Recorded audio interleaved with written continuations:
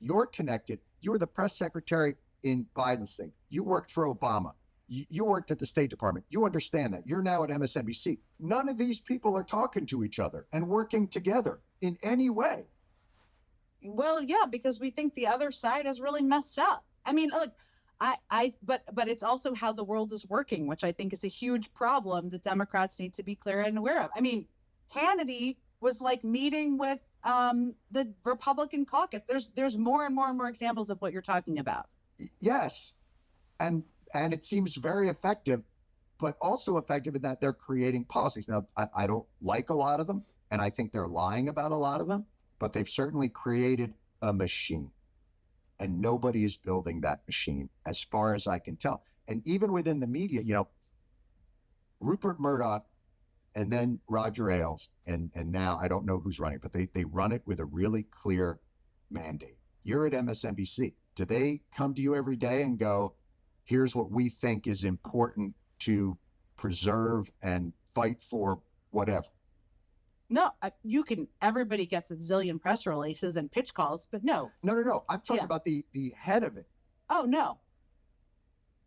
You determine, we determine, each of us for our shows, here's what I'm going to cover today, and here's what I'm going to talk about, and here's what I think is important, which there is an independence-ish of that. And there also is,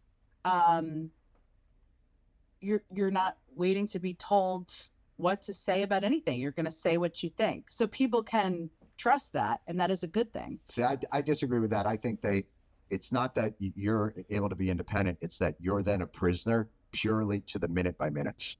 Purely. You mean in terms of ratings? Ratings, incentives, and all those other things. If you don't have the ideological component, right, then you don't have a governing authority of editorial authority, right? The greatest trick Roger Ailes ever played was he delegitimized editorial authority while exercising absolute steel trapdoor editorial authority.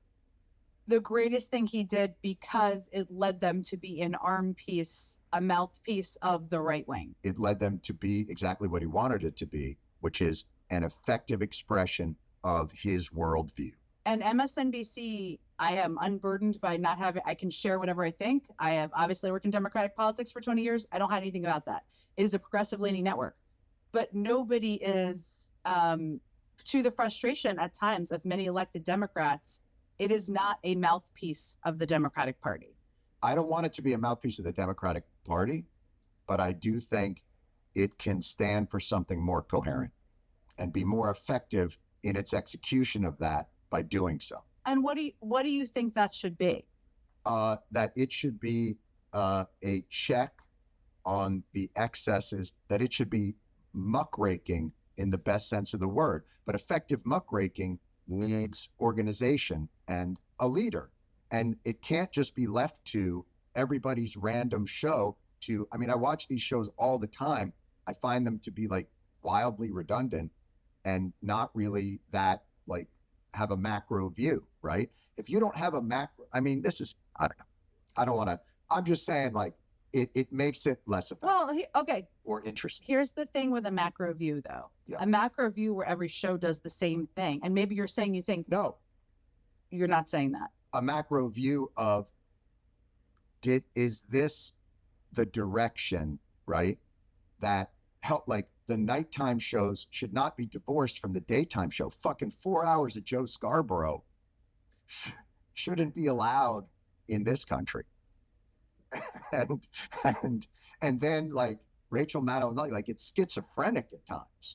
Like, yeah, I do think there should be some semblance of an idea that, look, they're kicking progressive ass right now.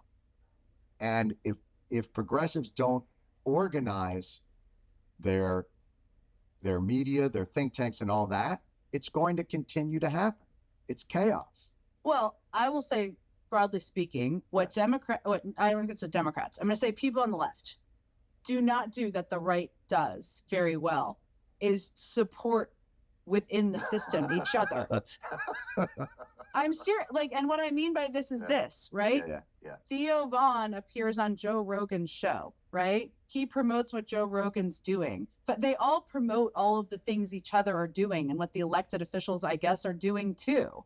And the left is a little bit more kind of discombobulated in terms of supporting the different entities on the left. There is not a left ecosystem that matches the right ecosystem. But Ailes didn't do that either. It was the principle, the ideological principles, not the party. He and Murdoch the same way. They're promoting an ideological worldview, right? That they believe is correct. And Theo Vaughn and Joe Rogan, I think, are different animals than any of this. Like, I wouldn't say I don't think they're part of any machine. Don't you think they're but they are still in the right wing ecosystem? Wouldn't you agree? No, I would think No? they're in. No, I would consider them in a more probably libertarian comedic complex, more along the lines of, and if you watch or listen to their shows, a lot of times it's just pure like goofing off. Has nothing to do with politics, and oftentimes, but Almost entirely.